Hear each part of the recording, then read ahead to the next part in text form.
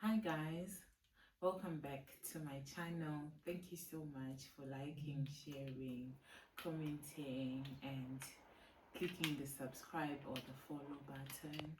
So yesterday I posted a video of myself cutting my degree certificate and my transcript for my latest qualification, which is the law masters that I was doing with University of South Wales.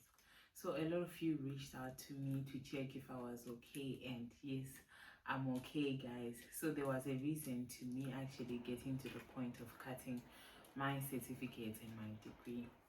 So backstory, in 2023 I applied to study with University of South Wales, and I applied for a degree which majored in law and IT.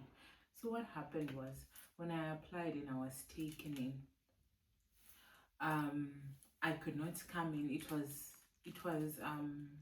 late 2023, so I was supposed to start school in Feb 2024, but because I didn't have like the financial capacity, I had to postpone it. So essentially I deferred my offer to September 2024. So when I came in, just before I came in, I'd already done my visa, I booked my flight ticket, everything was ready for me to come and start school. I received an email from my school. So the initial email was, they were suggesting if I would want to switch to any of their LLM programs because they could not offer the IT component.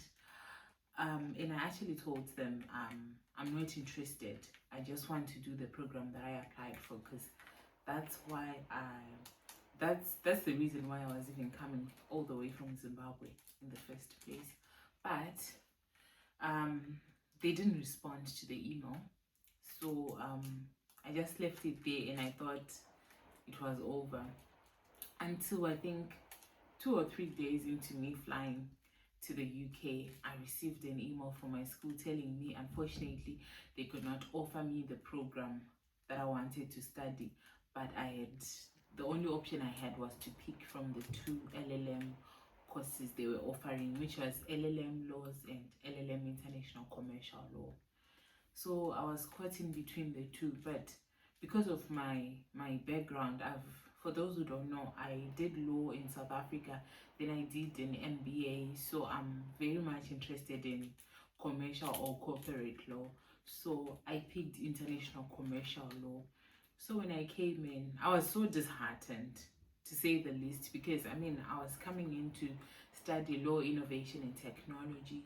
Imagine being told when your visa is out, you've done everything, you've paid for your accommodation, you've paid for your fees, you've done everything, and you're just told last minute when you're ready to travel, that's when you're told we can't offer you the program. I was so disheartened, particularly because I know if I wanted to do international commercial masters in international commercial law, I could have done it elsewhere. I could have done it in South Africa, it would have been cheaper. I could have done it in Zimbabwe, it would have still been cheaper, you know. So I was disheartened, but I just had to go with the flow because my hands were tied. So when I finally came, I did my registration and I picked international commercial law. And I actually picked electives like corporate law and governance, intellectual property law, which I did when I was doing my undergrad. I also picked artificial intelligence and the law, cyber law, because those are the programs I was initially coming in to study. Those are the modules I was initially coming in to study. But yeah, so that was the situation. I just had to pick international commercial law. I started school and I passed. I did so well. I actually graduated with a distinction. So on my graduation day, when my certificate came, it was written LLM laws instead of LLM international commercial law. I reached out to my school to ask them if they could fix the error, because it wasn't an error on my part, it was an error on their part. They said, oh, it's too late, you should have notified us beforehand. But remember, these are the same people that disappointed me by changing my program from law, innovation and technology to international commercial law, which I didn't want initially. So I tried to reason with them, but it was quite the battle. So since I graduated on the 27th of January, so I've been querying them since then up until sometime last week, Wednesday, I think somewhere around the 23rd or the 22nd of April.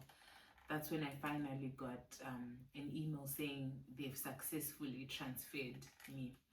So this past 3 months, they've been a battle of me sending emails back to back, back to back, back to back, back to back. Unfortunately, my faculty, as much as I was the course rep during the time I was doing my program, my faculty did not say anything. Despite knowing it was an error on their part, they didn't say anything. So it was a battle against me and graduation, me and examinations, me and results departments for them to fix that. So yeah, I was finally able to fix it, but I had to shred the certificates I had, and I had to send them evidence for them to issue the new certificate with the law, with the masters in international commercial law. So yeah, that's why I shot the video that I uploaded. But I'm okay, guys. Thank you so much. I'm very much fine. I'm very much okay. Thank you for liking, sharing, commenting, and thank you for those who were so concerned about me. I'm going to respond to all your comments in my previous video, but I'm okay, guys. I'm very much fine and everything is okay. It's actually a sign of victory.